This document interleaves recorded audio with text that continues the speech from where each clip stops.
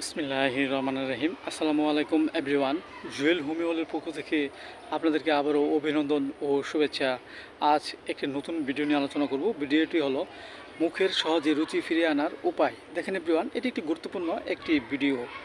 আমাদের মানবদেহে দেখা যাচ্ছে যে আমাদের মাঝে যদি কোনো কঠিন কোনো রোগ দেখা দেয়, এর ফলে অনেক সময় আমাদের মুখের অরুচি ভাব চলে আসতে পারে। আবার দেখা যাচ্ছে যে আমাদের মানবদেহে হজম গোলযোগের কোনো যদি ত্রুটি দেখা দেয়, এর ফলে অনেক সময় আমাদের মাঝে এই অরুচি ভাব আসতে পারে।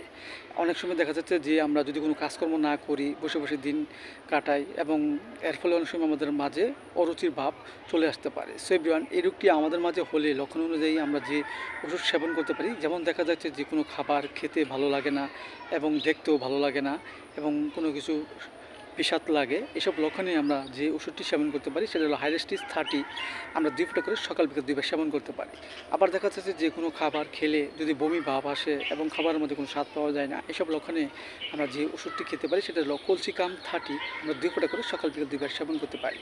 এবং আমাদের মুখের রুচি ফিরিয়ে আনার জন্য আমরা একটা প্রশংসনীয় ওষুধ সেবন করতে পারি, সেটা হলো আমলকি মাদার। আমরা 10 ফোঁটা করে সকাল বিকেল 2 বার সেবন করতে পারি। অনেক সময় এতে করে অনেক অংশে আমাদের মুখের যে অরুচি ভাব সেটা আস্তে আস্তে দূর হয়ে যাবে। এবং এবং দেখা যাচ্ছে পাশাপাশি আমরা আরেকটি হোমিওপ্যাথি বায়োকেমিক ওষুধ খেতে পারি। যেমন দেখা যাচ্ছে যে ন্যাটমিও 12x 4টি করে বড়ি চিবিয়ে আমরা হালকা গরম কুসুম পানি সকাল বিকেল 2 বার সেবন করতে পারি।